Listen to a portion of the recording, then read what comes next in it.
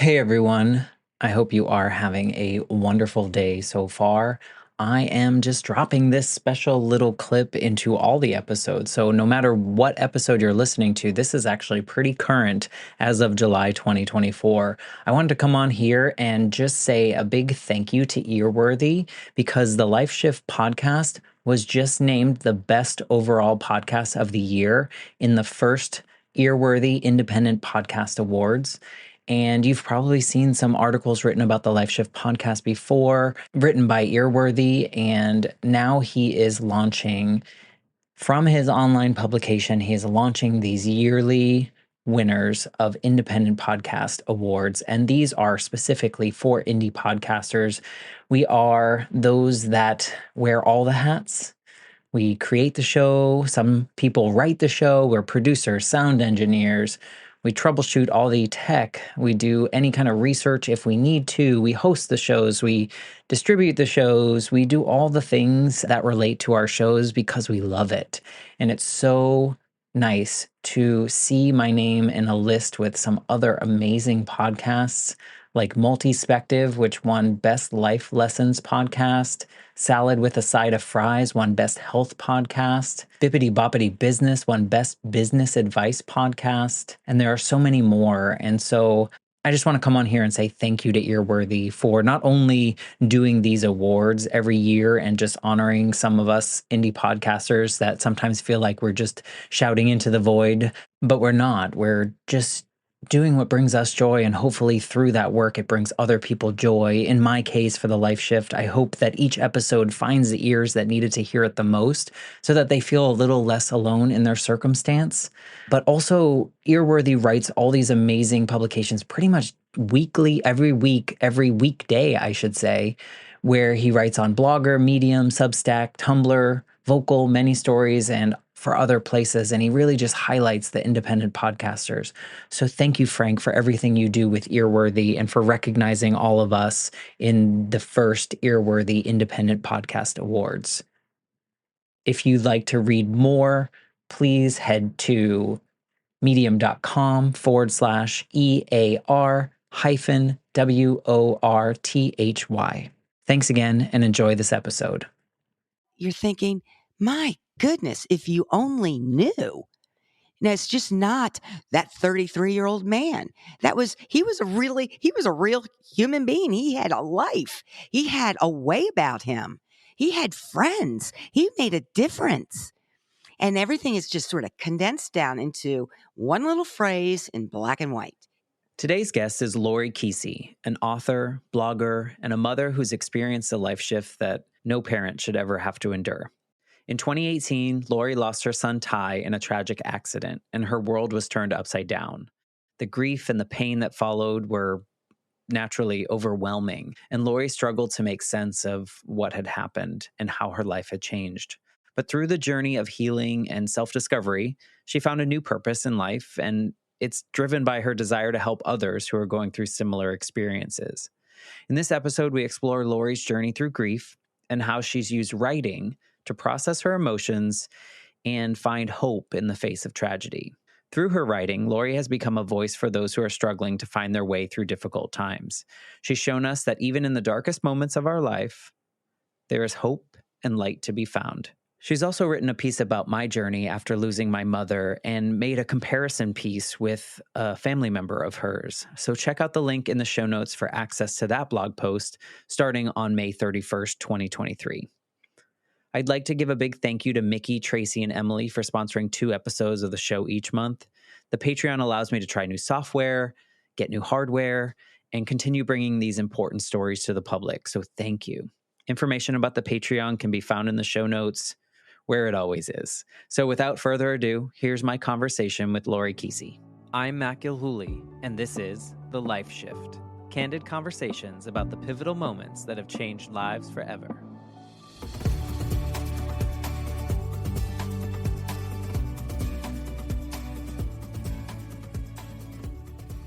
Hello, my friends. Welcome to the Life Shift podcast. I am here with, I'm going to call you a friend, Lori.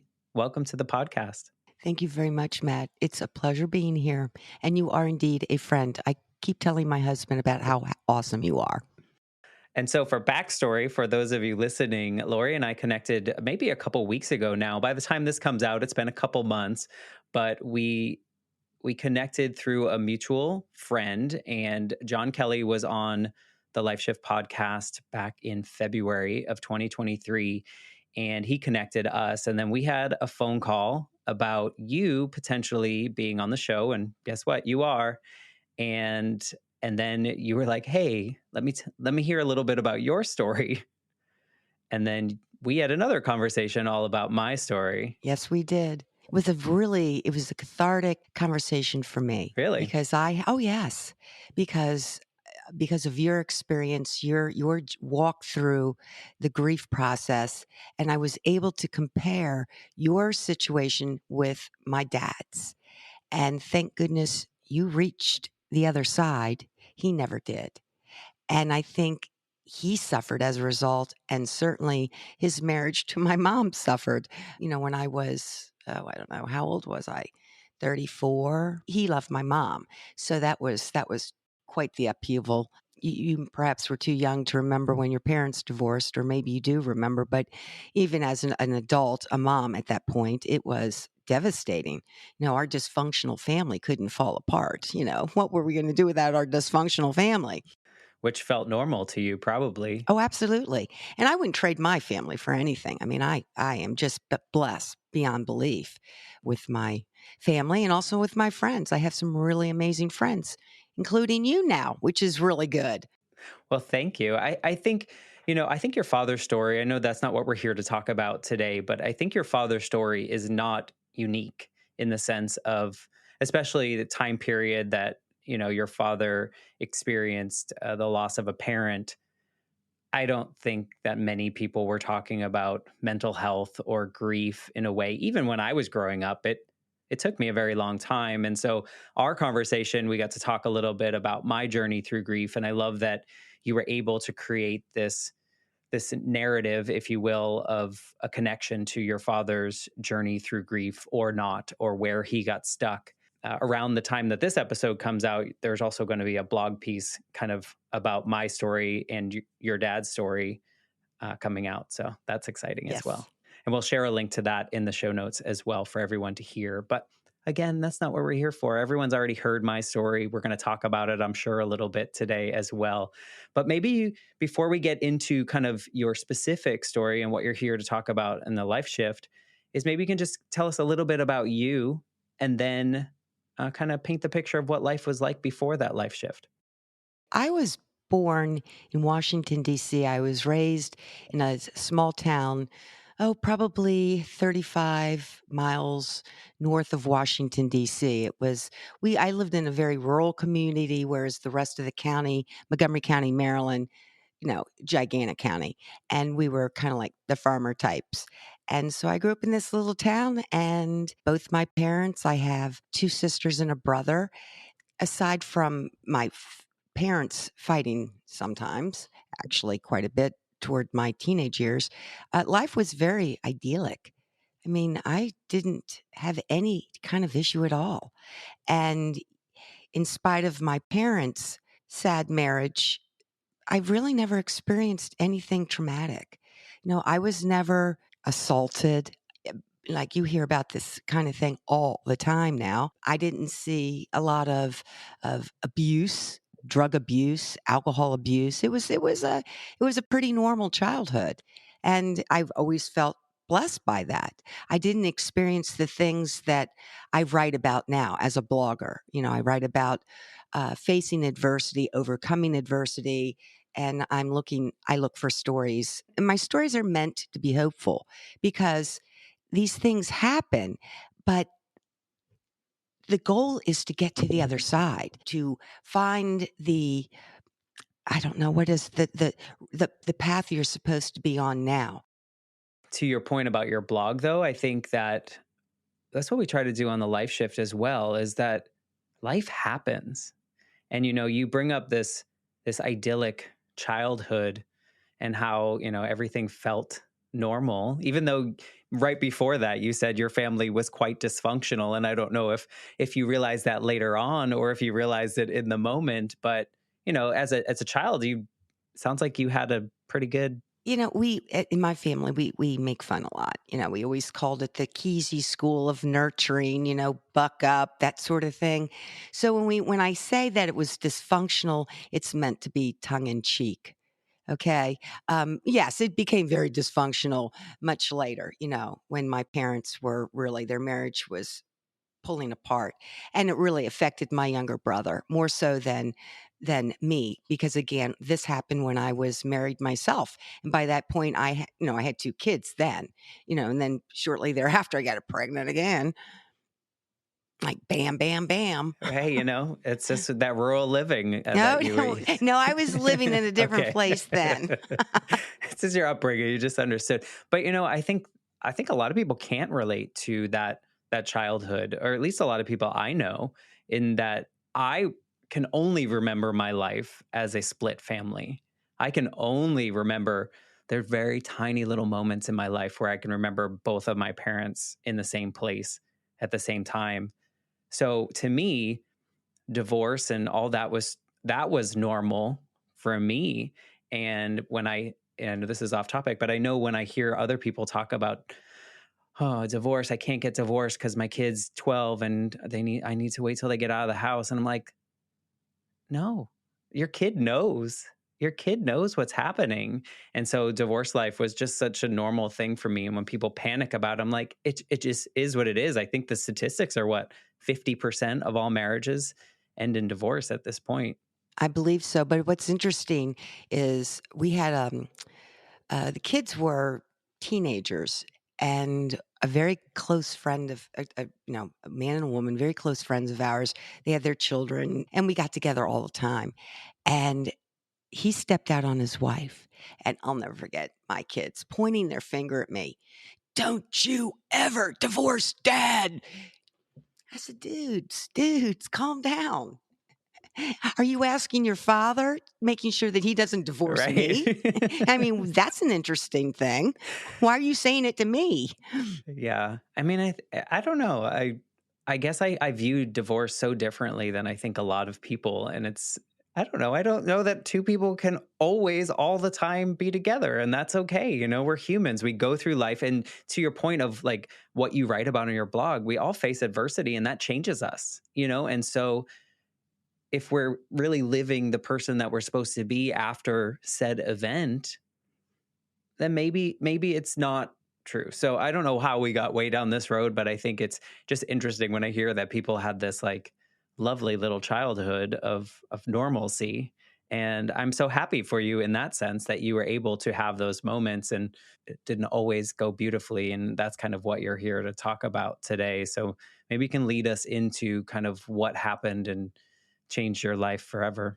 I think the first pivotal moment for me was when we moved down here in Tennessee. Again, we were living in the Washington area, and it just got to the point where I didn't want to live in such a congested area anymore. And I believe, you say you're not religious. I'm not religious. I have faith. There's a big difference to me about how that is played out. And I believe it was divinely inspired. I believe the Lord wanted us to come down here for a multitude of reasons. And, for the first, I guess, 6 years we were living here, we've been here, I guess this summer will be 10 years. 1 year after we moved down, my oldest son, Ty, moved down. We had acquired some rental properties. My husband used to be in the remodeling business, so we bought several flip type houses, and we asked our son, he was unhappy in his job, and why don't you come down, manage our rental properties, go ahead and get your real estate license, and you can sell real estate if this is what you want to do.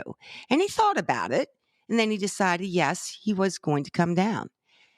And that is how he came here and how he ultimately lost his life 5 minutes from where we live. And that moment when he died was the life shift for me.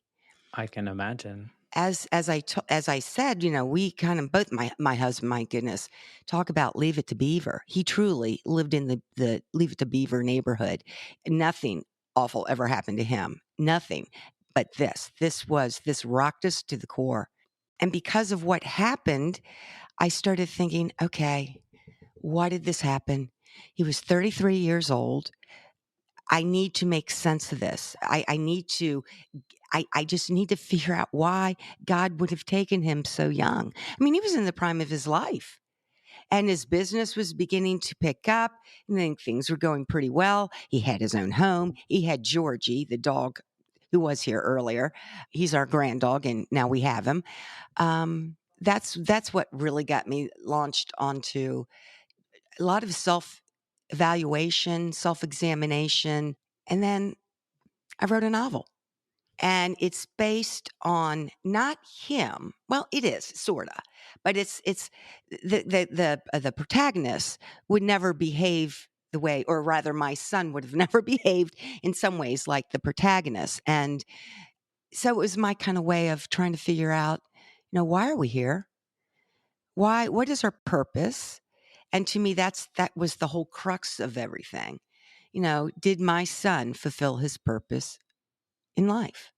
He had been in Tennessee for 4.5 years, 3.5, 4.5 years, something like that. So he's here for quite a while. No, well, not a huge amount of time, but he passed away May 30th, 2018. So it's been almost 5 years. It's been almost 5 years, and I'm sure some days it feels like it was yesterday. Oh yeah. And it's really, you'll drive by, especially when he was looking for flip properties for us, and we'll drive by a house that we were looking at, and just comes flooding back. And what is really sad is that Georgie, the dog, once my husband made the mistake of driving past Ty's old house, and the dog was in the front seat, and the dog went nuts. Yeah, whimpering, trying to jump out of the car. Kevin said it was so upsetting. He just had to turn around. He said, "I will never do that again." But in a sense, I said, "Kevin, why don't we take him over there and see what happens? Does this dog still remember?" It sounds like it. I don't know. I mean, how he's been here longer than he lived there. He lived there 3.5 years. He's lived here 5. So does he remember? I don't know. Dogs are fascinating to me, though. Dogs are fascinating, and that's so interesting that driving by the house, the dog had that reaction. Yeah. It was, it actually it was Kevin wasn't even driving by his house. Kevin was driving along the route that Ty would use to walk the dog twice a day, same route. So that's how I came to this new career. I'm now an author blogger.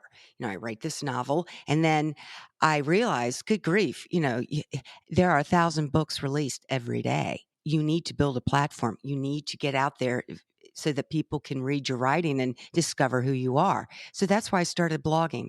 Let me back up though. I've always been a writer. I was a newspaper reporter when I got out of college. I worked, I'd freelanced for magazines. I've worked as a communication consultant for NASA. So I've always written, but I had never written fiction before. I took fiction writing classes, but the teachers would always say, "Oh, you're great at coming up with characters, but what's the point of your story?" It had no forward motion, no tension, no nothing. They were basically character sketches. And writing this novel was truly hard because I learned, what makes a good story. So the book is supposed to be released at the end of this year. I think it's on track. I'm expecting copy edits back, I think later this week, early next. So yeah, so then we'll go from there. Did you find that the writing process was helpful in your grieving process? Yeah, absolutely. Because that's like was the impetus of my like cracking open. So I'm wondering. Yeah, because some of the big themes in the book include life's purpose. We are not here randomly. We all have a job to do.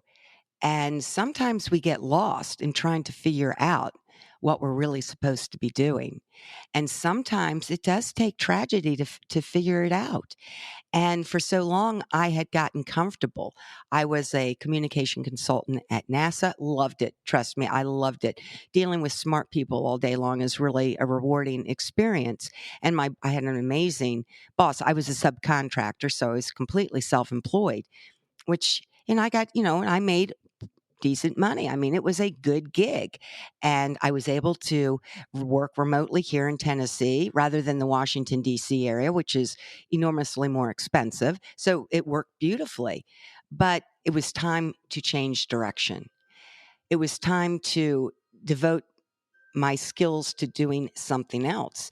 And when I wrote this novel, realized that I needed to blog or expose people to my writing, I decided on that theme, overcoming adversity, because I overcame adversity. It's also, let's face it, my goodness, it's a endless supply of stories. Well, I mean, I think it's life. And I think that, and I think part of me stopping early in our conversation about your childhood is I feel that that's like a rarity, and that I still get fascinated when I meet people that are my age in their 40s that have never experienced any kind of tragedy in some capacity. And in my world, tragedy is like what has formed this version of me.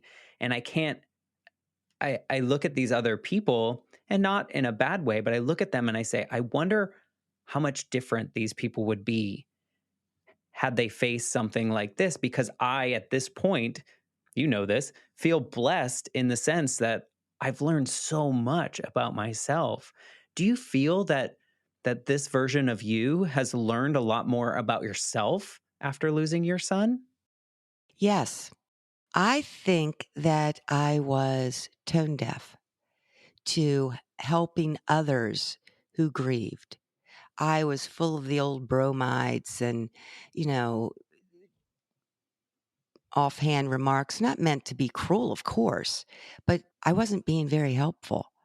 And in my family as well, the Keesey School of Nurturing, we're all very opinionated.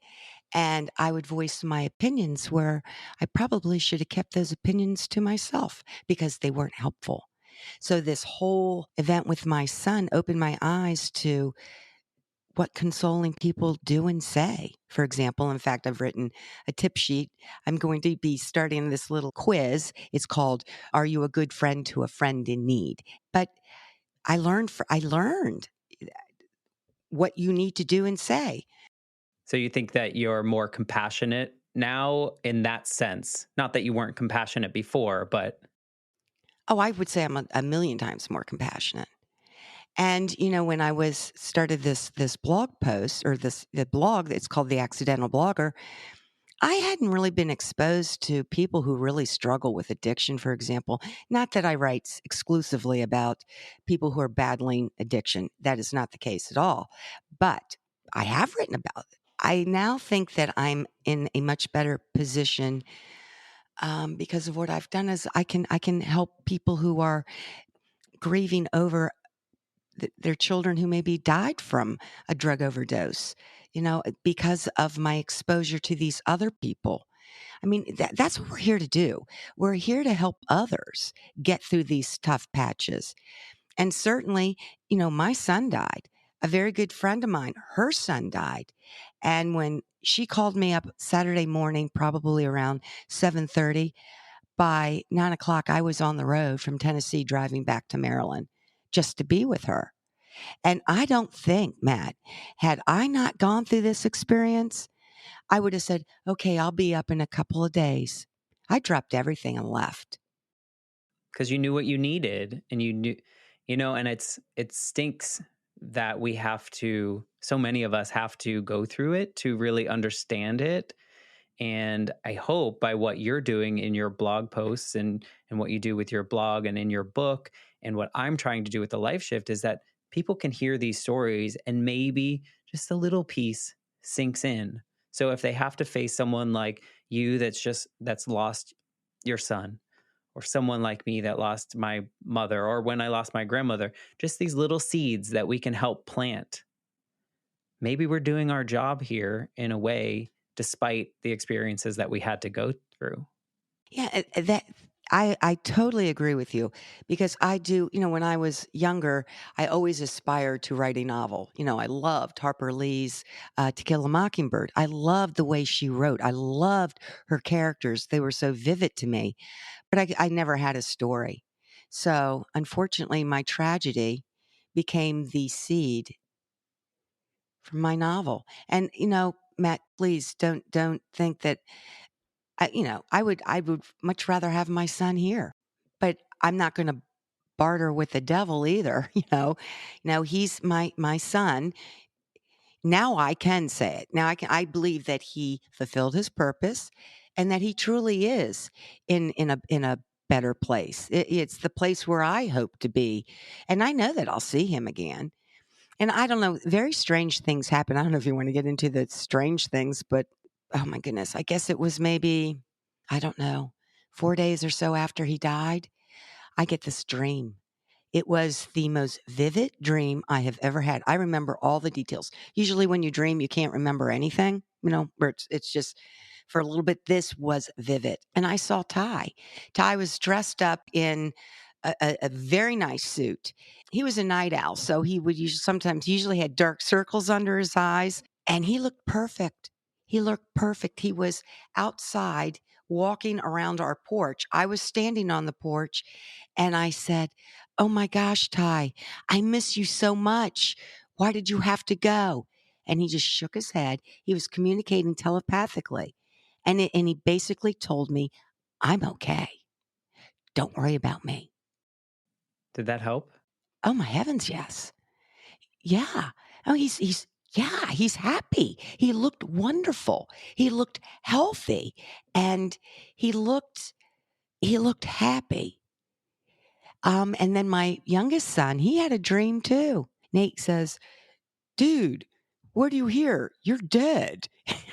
He's a goof. I mean, really, he's a real goofball. And Ty says back, goes, "Yeah, I know. Come here, give me a hug." And they hugged. And Nate said that hug felt real. He's okay. That was a gift. That was an absolute gift, not only to me when I in my dream, but also to Nate. I don't I've never I can't say that I've ever had anything like that. And 4 days after your son died, it made you feel okay. I'm sure it didn't close your grief chapter, Oh but no, heavens it no. gave you a sense of comfort? Yeah, because I was worried about where he was. I so wanted him in heaven. So that dream told me he's in heaven. But it was funny. He did say something. I forgot to tell you this part. He says, "But I have a lot of work to do." He's communicating telepathically because "I have a lot of work to do. I have to write a 1,000-word essay." Okay, this is interesting. He might be in heaven, but he has to do some learning, I guess. I know we talked about when we were talking about the blog piece that you're putting together for me, we talked a lot about the steps of grief. Do you feel that you've touched on each part of the grieving journey? Yes, I was angry. I was angry at him for Ty for jumping into the river. Then I got mad at his dad because the river, it had rained it had rained earlier, and the river, although it's deceiving, and the undercurrent was much faster than what it looked like on the surface. And I was mad at my husband. It was so ridiculous. I mean, my husband can't stop my son. Why didn't you stop him? Why didn't you explain to him? Because he was supposed to come back. He was going to take a swim, and then he was coming back to our house to watch the hockey championship with his dad. And why didn't you tell him just to come directly here? Or instead of taking the dog home with you, why didn't you tell him to drop the dog off? All these thoughts were going through my head. So anger, and then denial. No, never went through denial. No? Do you think it's because he visited you? No, it's because we had to identify the body. So there's no mistaking that. That's hard. That's awful. I broke down. I couldn't even go in the room.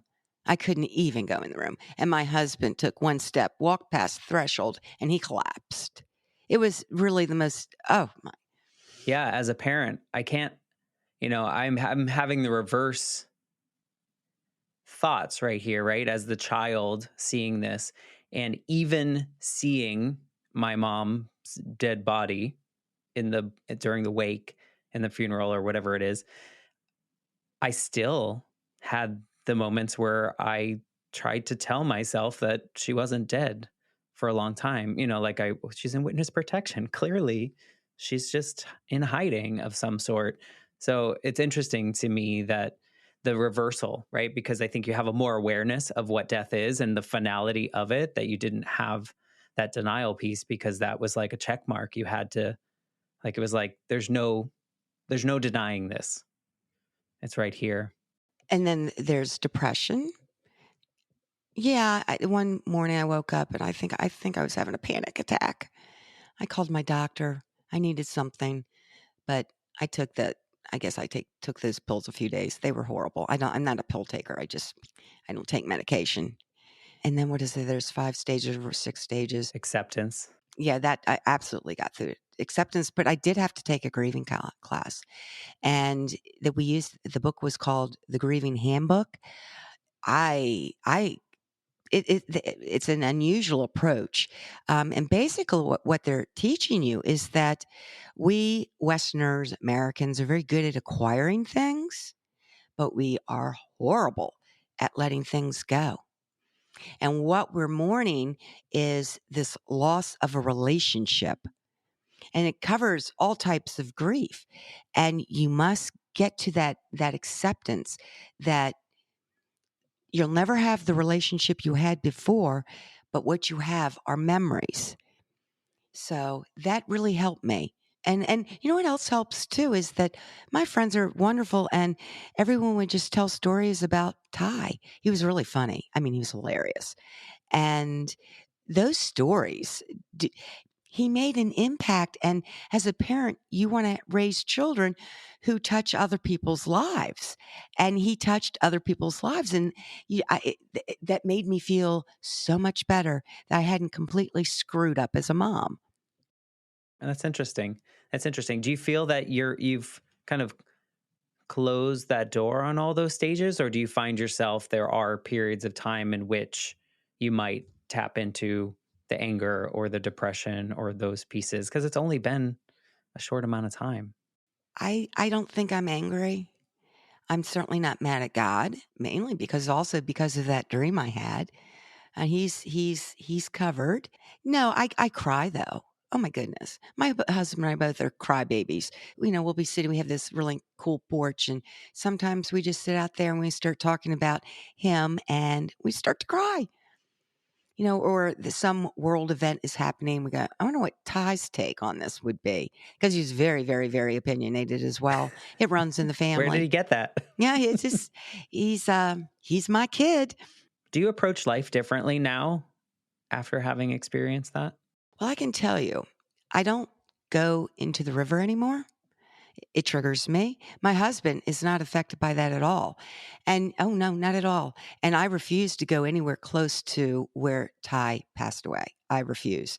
It's a dam. It's a Lowhead Dam. They're very dangerous. And in fact, the Army Corps of Engineers is launching a study to determine whether they should tear that dam out. It's a historic place because it used to be a grist mill many, many, many, many, many, many decades ago.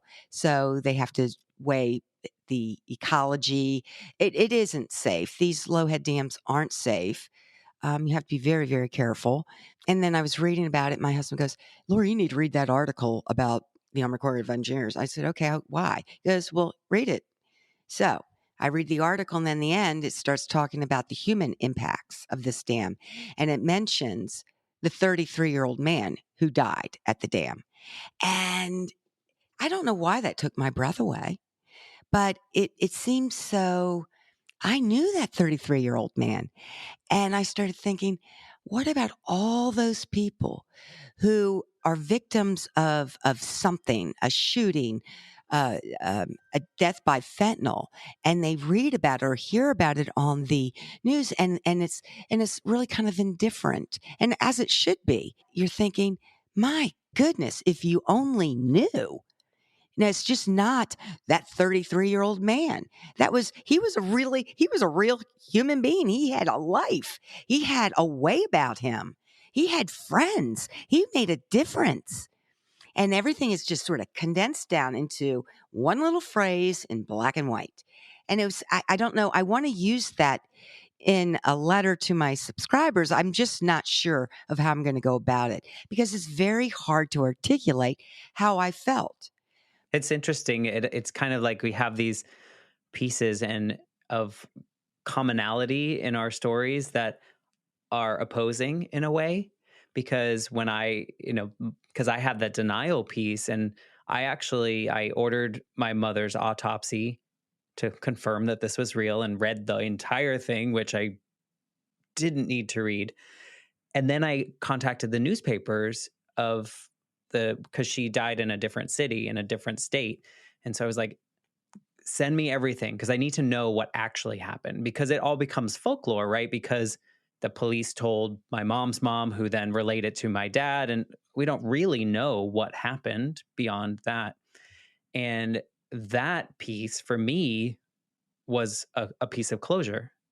Whereas for you reading, like I maybe because I was seeking it out, but she was one sentence, like in a tiny newspaper clipping, and it was like Lawrence, Massachusetts woman dies in single vehicle accident, and it was like that was it. And she was 32, so I understand, like just around the same age as your son, and to understand how young that is and how much life is left, it's interesting to see. But it's interesting. You and I did what you did too. I contacted went to the Blount County Sheriff's Department, got a copy of the initial accident report. I then called up, got the name of the first responder. He wasn't a part of he wasn't a EMT. He was just really close by when the call came out. He rushed over in his truck, and he's the one who waded into the water and pulled my son out. And he's the one who started trying to perform CPR. And I called him up to find out exactly what happened. And that was, I don't know if it was that helpful to you. You said that you didn't think you should have read the entire autopsy report, but was that helpful to talk to the folks who were there? Well, I didn't get to do that. There's a lot of complexity to my mom's story. She was in, which I guess that's any story. I think I'm just whatever. She was on a motorcade with a bunch of other couples. And I think what bothered me the most is that they had their accident and all the other couples still kept going on the trip. And I didn't understand. I don't think I knew that until like maybe my teen years. And I didn't get to speak to one of the couples until years and years later, but I wasn't old enough. I wasn't like this version of me to be able to ask, like, why? Why did you like? And I guess in my mind, it would like, why not? What else are they supposed to do? Right? Like, are they supposed to go home? Like, what do you do in that situation? Do you keep going? Like, there's nothing you can actually do by staying or going home. But it was very weird for me, and I never really got to talk to them. I don't really know I just know what was in the newspaper. The autopsy itself was a good check mark for me. Like, it was a good what I needed. What I mean by I shouldn't have read the whole thing is because I was 18, 19 when I read it. Certain things stick out, like certain descriptions of my mom's body that are still there in my head, and not even the violent ones or anything like that. Just it's very weird.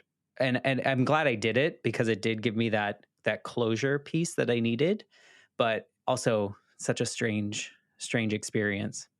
Yeah, we were talking earlier about people, you're interested in people who really never had anything bad happen. I know people like that too. Isn't it I fascinating? mean, people my age, unbelievable. And sometimes I think, you have no idea how blessed you are. You should be on your knees in gratitude because if something really horrible happens, I don't think I was mentally prepared, to be honest. No, not when it happened. Heck no. Are you kidding me? I was the golden girl. Okay. Nothing bad was ever going to happen. And maybe it's obviously a very immature viewpoint, but When did your father pass away? he passed away in 2010. So That didn't affect you um, in the same way? no, not even close. I loved my father. My father had pancreatic cancer and my dad was ready to go. He was in horrible, horrible, horrible pain. He was a very active guy, used to go hunting and fishing. He has, pickup truck, lived in Pennsylvania, kind of like he was an outdoorsy kind of guy, walked the trails every day, went up and down mountains and sort of that sort of thing. So he was not able to do those things anymore. His life was just a fraction of what it used to be. He was ready to go. We weren't ready for him to go in the sense that, I miss him. But losing a child, and plus he was 78, 79 years old. He had already lived a very full life, you know, served in the military, had a very successful business. I mean, he had a full life, but my son hadn't. And furthermore, he was my child. When we spoke about my dad's dad dying, I now understand why the women in my dad's family reacted the way they did. You know, my great grandmother lost her son. My grandmother lost her husband. I've written a short story. It's called Robert's Prayer, and it's a fictionalized account of what happened when this man died, and it's actually what happened to them was very tragic. And so I wrote about it. I fictionalized it, of course, but a lot of it's based on truth. The family lore. I love family lore. We're storytellers in my family, and we love to remember things and put our 2 cents on it. I never really thought of that, how a lot of my grief journey, and maybe this is true of you absorbing kind of your dad's, how he was not grieving as well and those kind of things. I don't know if you did, but I now think of this as you telling that story of how my dad's mother reacted when my mom died because they were like best friends, and how my mom's mom reacted, very stoic, very very interesting, but also very always sad about it. And maybe that's also part of why my grief journey was stunted, because no one was talking about it. Was, we can't talk about this. It's too sad. Yeah, and also they're grieving themselves and they can barely deal with their own grief. And unfortunately, they have a small child there who is grieving just as much. And I think some people have this mistaken idea that kids bounce back faster than adults do. But if it's not dealt with, they don't bounce. No, they suffer. Do adults necessarily bounce back quicker either? No, they don't. I'm saying that adults have this mistaken idea that kids will bounce back quicker because they're resilient. But that's nothing could be farther from the truth. Has anything about your personality or the way that you look at your day, has that changed since your son passed? Um, I can tell you, Matt, I'm working harder now than I've ever worked before in my life. With the blogging, the writing, interviewing people. But is that a good way? Oh, Is that good? yes. Oh, yes. I have something to do. I mean, because I retired. I stopped my consulting job. I guess it was 2 years ago, and devoted full time to this. This became the most important thing, and I'm fortunate because my husband is fully 100% behind it. He's very pleased that this is how we're going. So I'm thankful for that. Has your relationship changed with your husband since this event? You know when it first happened, he pulled away. And he would cry so hard at night. He was howling like an animal stuck in a trap, and he would not be consoled. He would push your hand aside. And finally I said, "You know, guy, we have to be a team here. I'm hurting as much as you are, and you pushing me aside is going to end up destroying us. You cannot do this." And you know what's also interesting though too, Matt, you know, we have these three boys. Ty was the oldest, Drew is the middle, and Nate is the youngest. And when Ty died, our entire the boys, they drew in closer to us. We were never we're huggy, but we don't say, "Oh, I love you" a million times. We're just they It's understood. yeah, it's understood. And now we don't have a conversation because they don't live here. They live up north without us saying, "I love you." And they say, "I love you too." Or they say it first, but we always end a conversation with, "I love you." So that was a blessing because we realized that life really, really, really is fragile and it being taken away from you in a snap. And we cannot waste moments fussing and arguing and not telling people exactly how we feel about them. They are loved. They are important. They are our family. So that was a blessing. So yes, in that way I changed as well. And then I mean, I'm assuming as the mother in the family, you also had these two grieving sons as well. And that was, I'm sure that not the burden is the wrong word, but I think you understand it's like a responsibility you must feel as a mother. Was this a big part of your grieving journey? I honestly, at the moment, I did not know how to deal with Drew, the middle son. Hmm. He was reacting in a way that I never would have thought. He and Ty used to fight all the time. They'd argue. I mean, they loved each other, but even when they were younger, I mean, they were always slugging each other and that sort of stuff, acting like brothers. And Drew found out, and he started howling just like his father, this animal cry. And then this wonderful friend of ours, they kids lived in the Maryland, Virginia area, and a friend living up there immediately got online, got 2 tickets to fly into Knoxville, Tennessee the next day for these kids. Drew, according to Nate, who is a stoic, Drew cried when they picked him up to go to the airport. He cried in the airport. He cried on the airplane. He cried when he was back. He was still crying when he got here, and he cried for days. And that was really, I did not know how to comfort him. All you could do was put your arms around him. But that there's nothing you can No, really do mm-mm. No, except it's be there. that they have to go through that process too, as painful as it is to watch.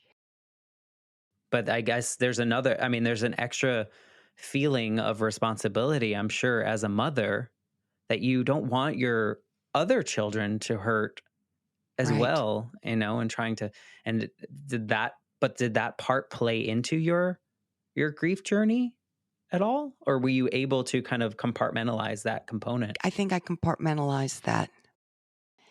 All we could do was hug each other.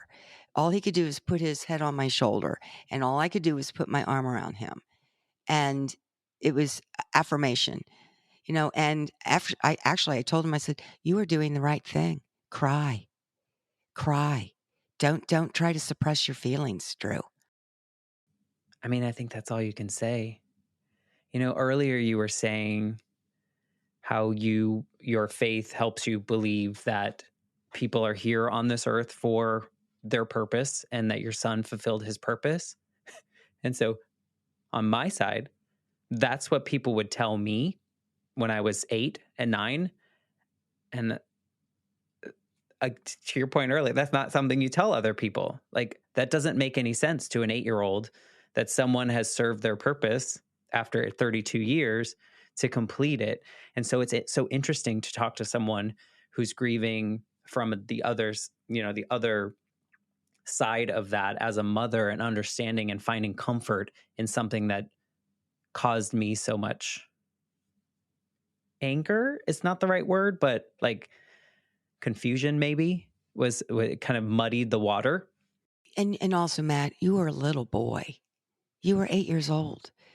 That when this happened, I'm 66 in April 1st. So yes, I was what? How old was I? I was 61. So 61 years, 61 orbits around the sun. You get some experience. It still doesn't make it any easier though. You still want that person here. That doesn't go away. But I do think if I didn't have my faith, I I really believe faith is critical. At least for me, it was very critical. 100%. Yeah, I think for a lot of people, I think faith is what helps us through most parts of life, right? And I said I'm not religious. I believe in something, but I don't believe in something that other people want to tell me to believe in. And so that's kind of where I stand on that. But for me, coming at a grief journey from as a child, I don't have any of those tools, right? So you had your life of tools of your faith to kind of come into, and it sounds like those faith tools, if you will, served you well in this journey. And Matt, I don't think I articulated this well. Having had this experience, I really wanted to do something with it, to do something that might help someone else. And that's why I started writing about other people, including myself, in attempt to tell other people's stories. Maybe they can resonate with that story and that they'll find hope and comfort in that story with the understanding that, yes, you can get to the other side. You don't have to be sad and depressed. Yeah, you're going to be sad some days, but what you don't want is to become embittered. I know people who have had these terrible things happen and they become embittered. They're angry. You don't want to be stuck there because if you're angry, how can you fulfill your purpose in life? You're too busy being angry. It's hard. Yeah. It's hard to move through it. Do you find that your what you do now, your blogging, your writing, the things that you're doing to help other people, is it helping you? Yes. I feel like I'm fulfilling my purpose. I think this is what I was always supposed to do. Isn't that something? Well, I think I'm in the same spot as you. I feel that this creation, same purpose, right? Different medium. But what I found, and I don't know if you found this, it's actually helped me more than I thought it was going to. It's helped me process certain aspects of my journey because I've heard other people's journeys. Is that Are you finding the same as Oh, you hear these absolutely. stories? Even the stories that you're like, I can't relate to someone's addiction story, but there's something in everyone's story that I feel that there's some component that resonates with It's me. the empathy. A lot of times, the people who end up in severe addiction, they were traumatized as a child, and typically it's sexual abuse. And that's devastating.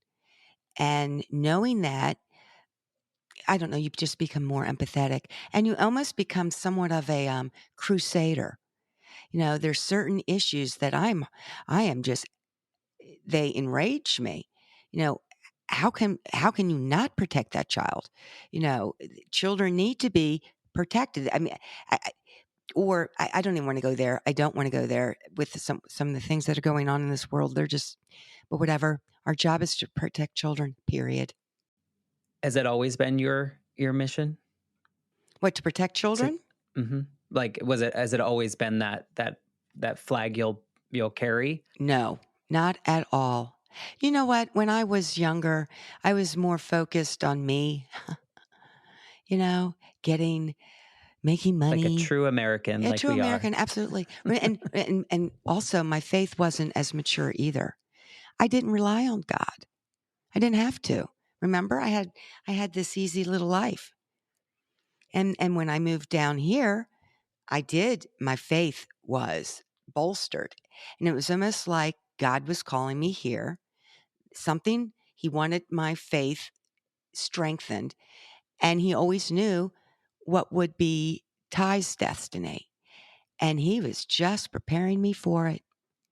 And then using that knowledge to go out and try to give comfort to others through my writing or even through volunteer work I do or simply just the people I meet. And I meet so many different people, all walks of life. That question stemmed a little bit from the fact that you lost a child. Despite the fact that he was 33, he was still a child. And so I wondered if that fight to protect all children is is bolstered even more now because you know the loss of one. That's very insightful, Matt. Absolutely. Because children are fragile. And I also know from talking with others that they are so prone to trouble down the road when they have been traumatized. This this must be everyone's people need to be aware.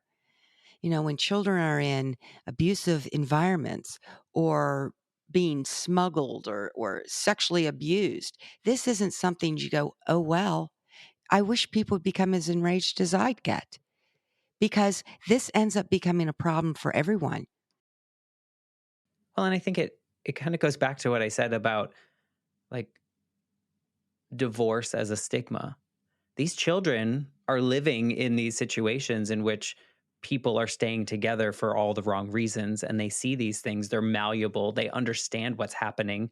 We're fragile, as children we're fragile, and we see what's happening around us, and then that becomes part of our existence. And then if the parents don't handle it correctly, if they're warring with one another and putting the child between their dispute, that is not helpful to the child at all. The child will and yeah, the child will think, well, I caused this. I'm the reason for this. And that nothing could be farther from the truth.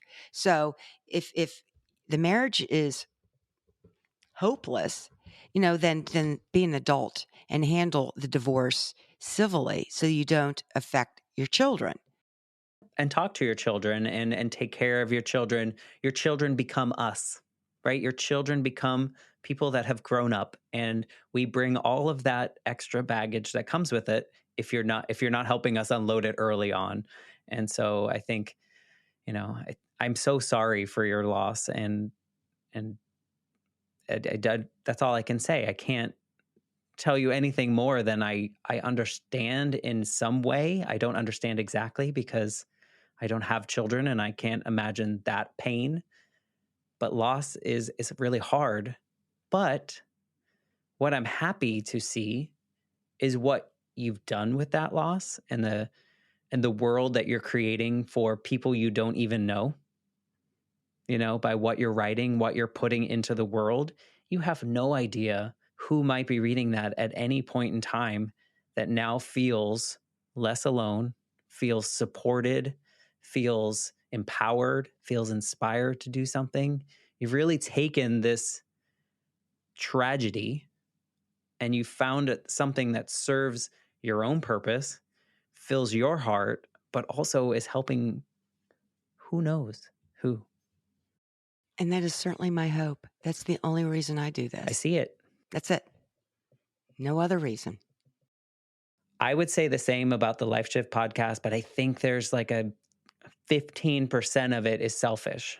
And I'm not mad at saying that in my sense. I needed this as a kid.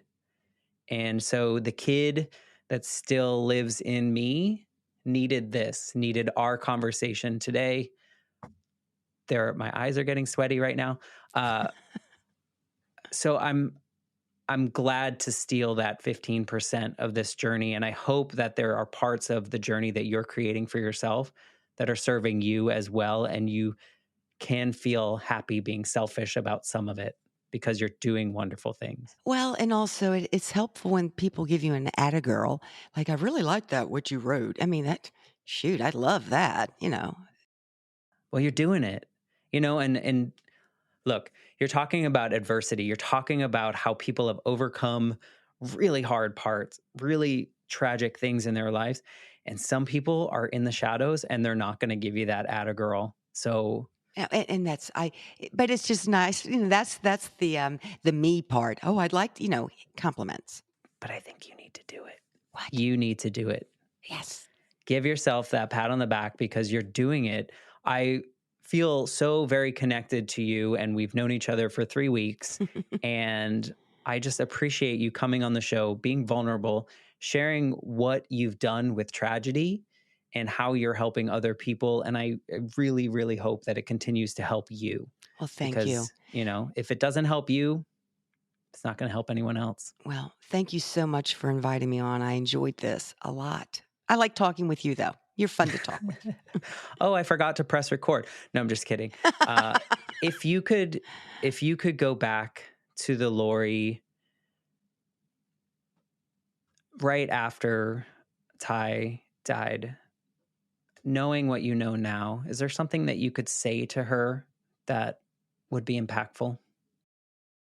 It probably wouldn't have helped then because the the emotional pain was so great. You really do get over to the other side. And yes, you miss that person, my son, your mother, so desperately, but the pain is not anything like it was before. That was almost unbearable. And you do get through that. And I guess it does make you stronger in a sense. You know, I don't know. It I does. just I just don't wish this on anyone at all. Well, I appreciate you. I appreciate you coming and sharing this story from what seems to be a very beautiful loft in some kind of cabin looking roof Yes, thing my there. office. It's beautiful. Thank And you. I appreciate you as a human. And thank you for just being a part of this. We'll definitely share a special link to Robert's prayer. Is that correct? That's correct. We'll share a special link to that so anyone listening can go read that. They just enter their email address and they'll get a copy of that short story. And we will give a link to your website and your blog and link to the blog that you've written about your father's journey and my journey That's right. combined. That's right. And anything else that we can provide them to reach out to you or connect with you? They can I guess they could follow me on social media, but I would much prefer that they send me emails. I just connect more personally, If you wanna get to know me, just by all means, provide your email address. Social media is not a very effective way of communicating with the people you really wanna communicate with, in my opinion. You never know about that algorithm. So, I don't try to play the game. I just do what feels right and I carry on with my day. And we will give them all that information and they can reach out to you. If they have stories that they want to share with you, I'm sure you would welcome that. oh, And thank you, thank you, thank you for mentioning that. Absolutely. If you have a story to share, again, contact me and we can set up time just like you and I did. I hmm mean, and I'll tell you from personal experience, it was a lovely conversation. It didn't feel like a interview or anything. It just felt like a conversation and what you've put together is very complimentary and authentic and honest. And we will put that information in the show notes for everyone to read as well. And just thank you for being a part of this. For those of you listening, please take the time to go to Apple Podcasts, give me a 5-star review. I would love that. Maybe a little nice couple words there. That algorithm that Lori just talked about, I don't know what it does, but people say it's great. So thank you for being a part of the Life Shift podcast. And for those of you listening, we'll be back next week with a brand new episode.